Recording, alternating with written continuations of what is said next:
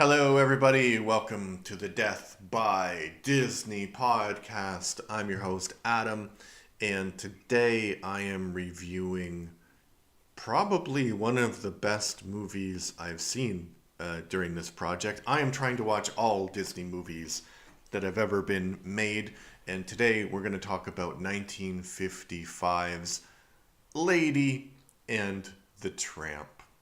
And I gave it a 10 out of 10.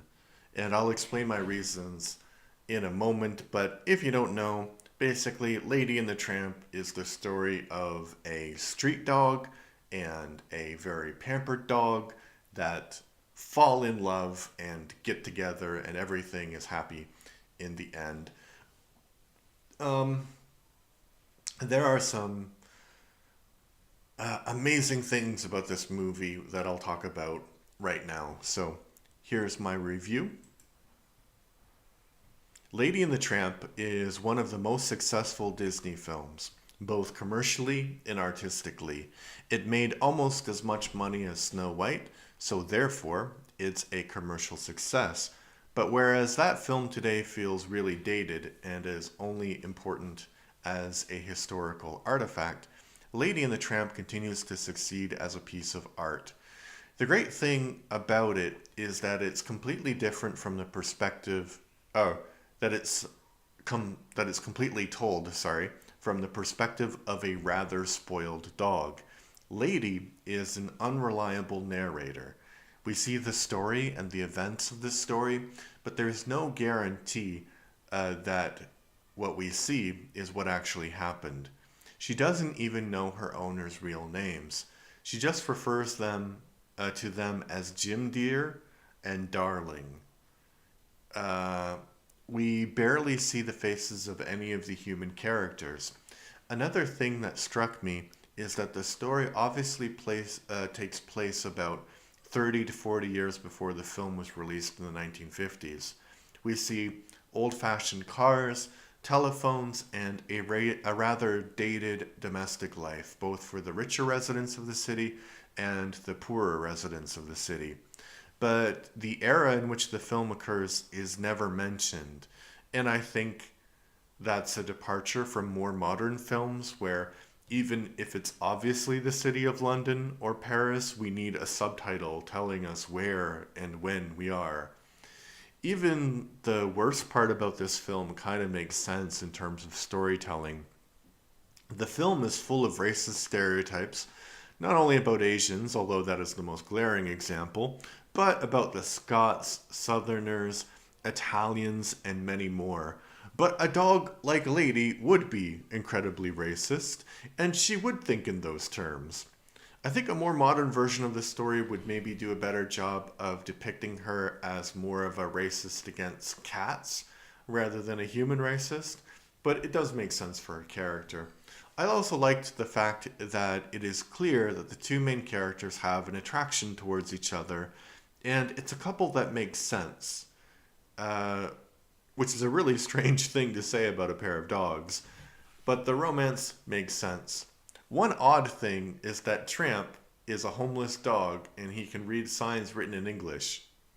A lot of older Disney movies do not bear rewatching, but this one definitely holds up. Yeah, so this is like one of those classic Disney films that built the brand.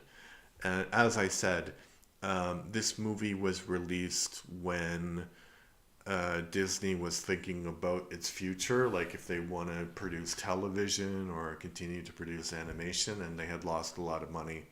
So the fact that it made as much money, almost as much money as Snow White, kind of saved the whole company. And the fact that it also is an artistic uh, success helped as well. Okay, so usually I give you some trivia and some people's negative or positive reviews just to provide a more balanced opinion about the film. So the trivia is actually kind of sad. There was a guy, I forgot what his name was, but he worked for Disney and he drew a picture of his dog, which Lady looks exactly like. uh, this dog looked exactly like the dog, and he brought it to Disney, and Disney was like, "Oh, very, very good. Make a storyboard." And so the guy made a storyboard, and Disney was like, "Ah, I don't like it." And then maybe 10 years later, he's reading a story in the newspaper. Disney is, and he's like, "Oh, I'll make this story." So they started to make Lady and the Tramp based on the story in the newspaper, and they used the character design for Lady that this guy had drawn like 10 years before. And they didn't credit the guy or give him any reward for this until like 40, 50 years later, which is a thing that happens a lot with this company, unfortunately.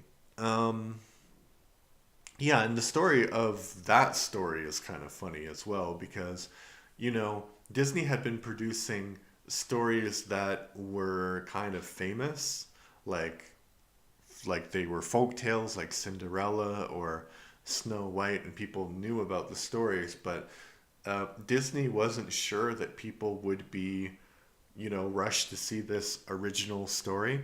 So he got a novelist to write the story of Lady and the Tramp and to release the book before the movie came out so people could be aware of what the story of the Lady and the Tramp was about. I'm not sure how successful it was, but very interesting marketing strategy because uh, I don't know if they do this now, but it used to be that there would be like the movie and a novel based on the movie. So if you like, I don't mean where the movie is based on a book. I mean that they would do a novelization of the movie. So um, I think Star Wars had something like that, and then they created more unique novels like that were not novelizations of the story that continued the story. Star Wars, Star Trek, lots of things like that. All right, but now I'm going to read a negative review and react to it. And again, remember, I gave this film 10 out of 10. So, 2 out of 10, classic romance. Lady and the Tramp is a classic romance between two dogs from opposite ends of society. Unfortunately, there's not much more to it. It's a simple and predictable story. The characters can sometimes save such projects from becoming an absolute bore, but only one of the two works. Tramp is a cool guy who understands the meaning of life as being free and having a good time. He always finds a miraculous way to get out of trouble, though his 3 against 1 fighting scene was a bit too much. Lady, on the other hand, is extremely annoying. The first scene is enough to show what a spoiled little dog she is, making it hard to care or root for her.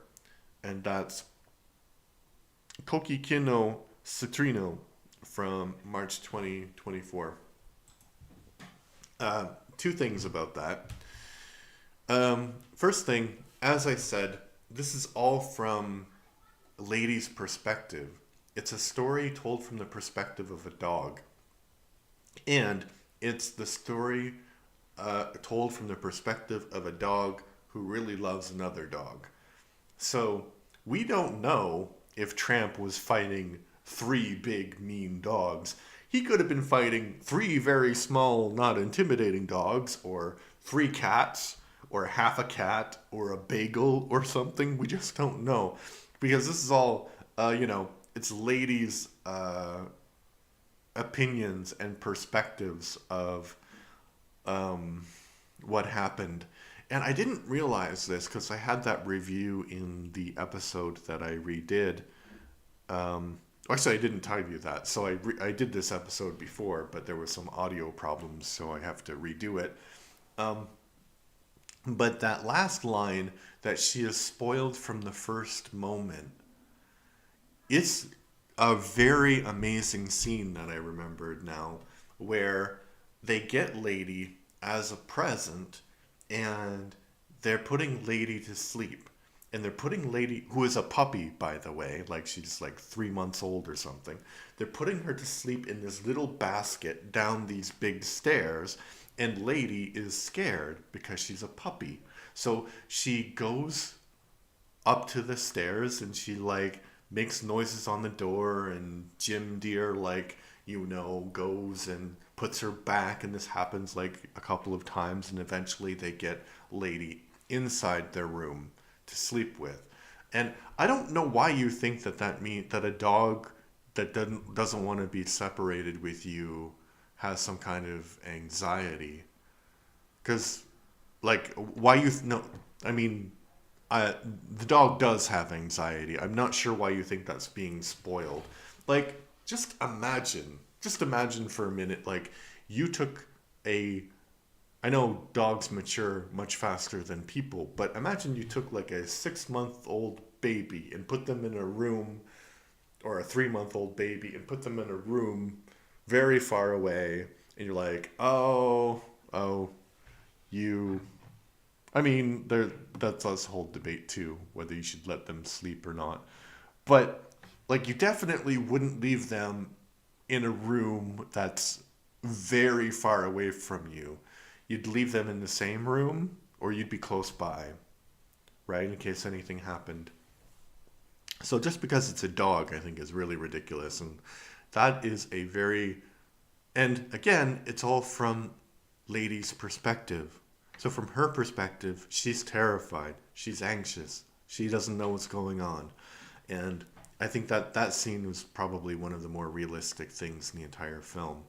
So yeah, I obviously loved this film. I think when I do about 100 episodes, I will go back and revisit which movies I really liked and why, and which movies I really hated and why. But yeah, if you like Lady and the Tramp, leave a comment. If you hate Lady and the Tramp, leave a comment. I think people just remember it for the pasta scene, which I mean is iconic, but the whole movie is great. The way the story is told is great.